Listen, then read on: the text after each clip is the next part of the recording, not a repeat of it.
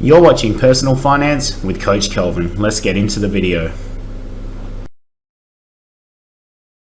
Here. And today I want to talk to you about how compound interest works.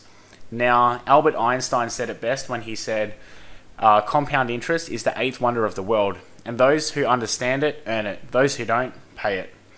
Now, basically how compound interest works is when you put your money to work, that money then earns money and adds to the pool. So then you have a bigger pool to go off and earn money. So when we look at how this works in the reverse order, so like if you're paying interest, say on a credit card, let's say you have a balance of $1,000 and then you have a 20% per annum fee, okay? So if you pay $0 for that entire year, your balance will go from $1,000 in the first year to $1,200 in the second.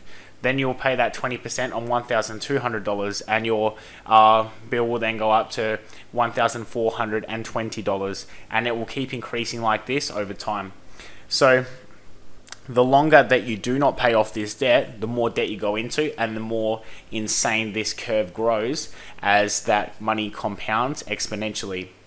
Now, when we earn interest, like let's say when we invest in shares, we put our $1,000 in and let's say we earn back 4% in dividends a year, okay? So our $1,000 goes into the stock market, we receive $40 back the next year, okay? So then the following year, we're earning money on $1,040, and this will keep growing the amount that you earn every single year. So once again, your money earns money, which then earns money, which then earns money. So it's very important to have assets which pay compound interest, not debt where you pay compound interest, okay? Now, obviously, if you do have that sort of debt, try and pay it off as soon as possible before you start investing money, because then you're going to end up having a better return, because it's unlikely we can match what the stock market, it's unlikely that our stock market returns can match what a credit card costs. So if we look at eliminating a credit card before we invest, we're going to have better returns that way. Now, I'm going to take you to the moneysmart.gov.au compound interest calculator that is provided by the Australian government, so you can sort of see that playing with these numbers, how things work. Now, when we talk about financial independence, we have a FIRE number, which is how much money we need invested in order to earn enough money to live on passively through our dividend income, okay? This could work for peer-to-peer lending or other asset classes too, but I like to keep this very simple by talking about our dividend income from investing. So let's go down to this calculator. So I'm going to leave a link to this down in the comments below so that you can also have a play with it. Now, this compound interest calculator is really cool, and we're going to have a few little scenarios to play with here.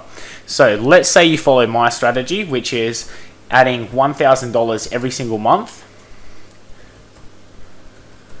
All right, I deposit monthly. The compound frequency is actually annually. And the number of years that I'm going to be invested for, I'm going to actually make this 50 years, okay? Now, if we anticipate the annualized stock market returns of being about 8% per annum, well, that's a bit low, 8% per annum, not 0.08. I go enter, and now this is going to give me my invested portfolio at the end of that time frame. So I'm going to show you basically how this works, okay? If I come down here to 5 years, after 5 years, I've deposited $60,000 and I've earned $10,800 in interest, giving me a total of $71,896. So what you'll see is that my returns are only about 15% of the money I've deposited after 5 years, okay? My interest repayments. Now, if I double that time frame, and let's find 10 years, here, all right?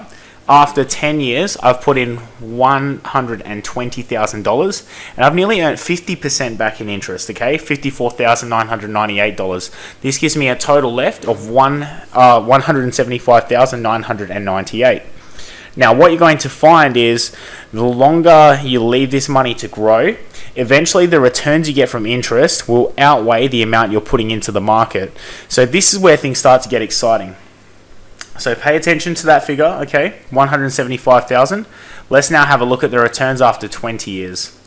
Wow. So we've just basically tripled our investment from 175,000 to now 553,000. My total deposits are 240,000, but the interest I've now earned is far greater than the amount I've put in at 312,000 versus the 240 in deposits. Now, what happens after 30 years? After 30 years, that money almost triples again. So now total invested money would be $1,369,461, but the deposits I've put in are only $360,000. So in interest, you've earned $1,008,461. Now this is amazing how fast this starts to grow. And if we just skip forward another 20 years, you'll see at the end of that 20-year time frame, we have $6,932,143. Our regular deposits were only $600,000, and we've essentially 10x that and then some. Okay, you have now got 11 times the amount you've deposited in, plus you've got some spare change. Now that's more than enough money to retire on. So if you needed, say, a particular figure to live on, let's say you only needed $25,000 a year to live on, you can just calm down this scale and figure out when your portfolio is at about $650,000. 4% rule on that, that's going to give you that $25,000 per year to live on. So after 22 years, you can retire, which is pretty amazing. Now, if we were to scroll up, okay, let's say we increased our regular deposit to $1,200 a month. All right. Now, adding an extra $200 per month, I'm going to hit that goal of $650,000 after 20 years. So I'll just say 2 years, okay, just by slightly increasing that investment frequency. Or sorry, that amount every month. So this is going to shorten the time it takes to reach retirement. Now, if for example, I get very lucky with my stock market investing and I hit 10% in returns, and I still go back to that $1,000 of investing, okay? So just a 2% increase in the interest rate. Now this is being very optimistic and we can never actually plan for this.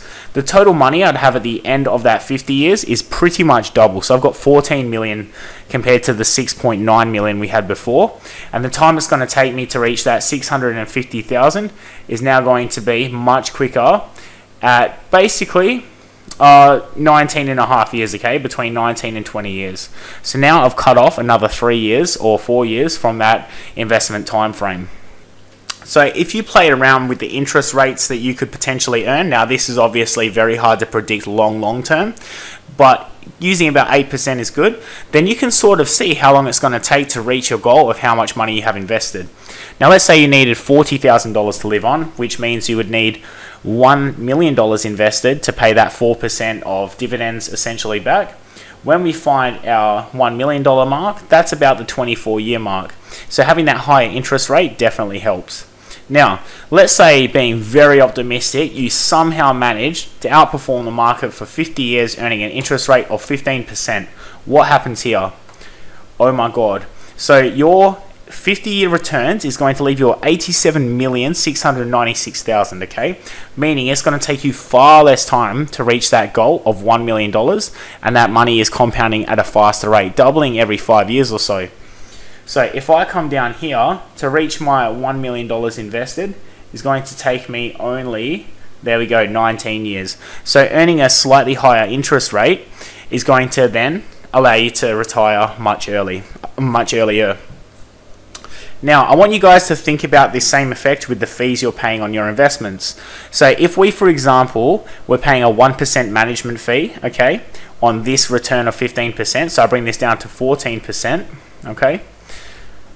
So after returns, I pay my 1% in fees. So that minus of 1% fees takes my investment returns from 87 million to 60 million. So I've lost 27 million over the course of 50 years by losing 1% in fees.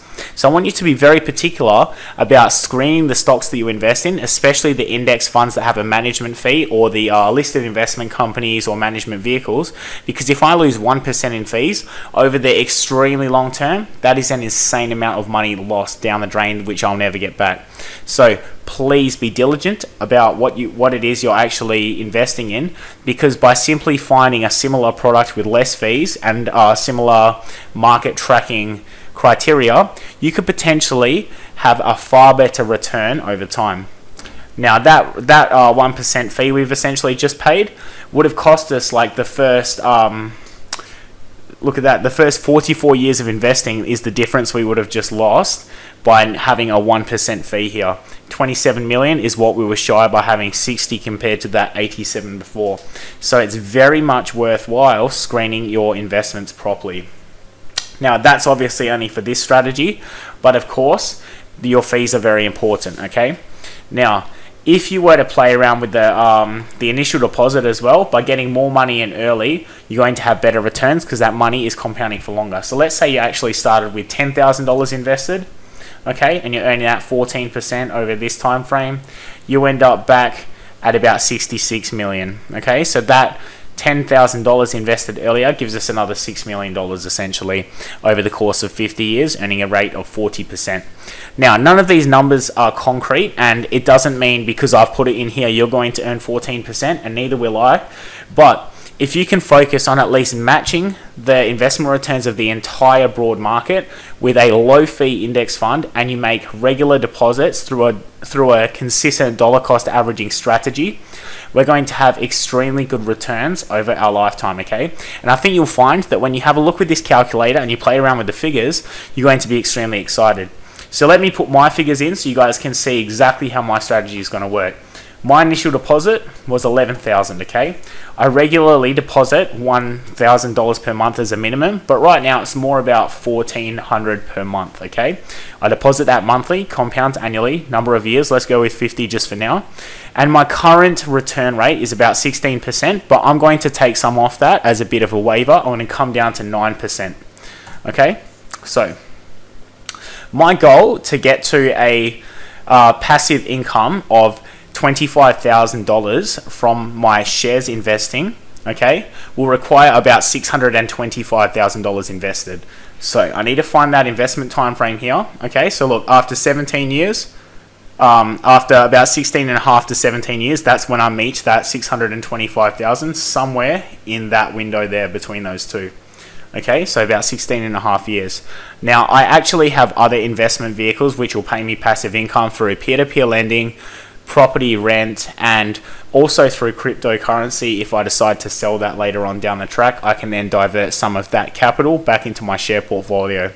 So this will potentially allow me to reach that goal earlier, but I anticipate myself reaching my financial independence number of $625,000 invested in about 8 years, not 17, because I am slightly earning a bigger return, and I have other investment vehicles which pay passive income as well.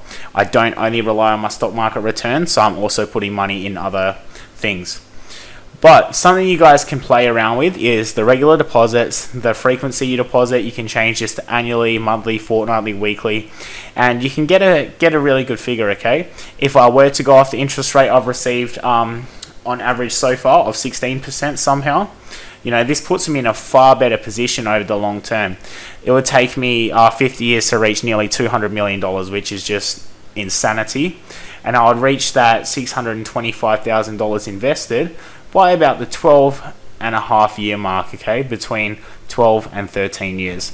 So you can see just by increasing that interest rate, I would get far better returns. Now, I'm not saying I'm going to receive 16% interest forever. I've been very lucky because of when I started investing and the way the market has performed since. But this shows that through volatile times where the market dips, it creates great buying opportunity to turbocharge your returns. Please be patient through these times and don't sell. Alright guys, remember I'll leave a link to this compound interest calculator down below in the description.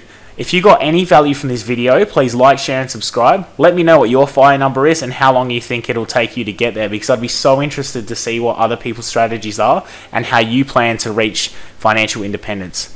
Guys, please like, share and subscribe, leave a comment below, and I really look forward to seeing you in the next video.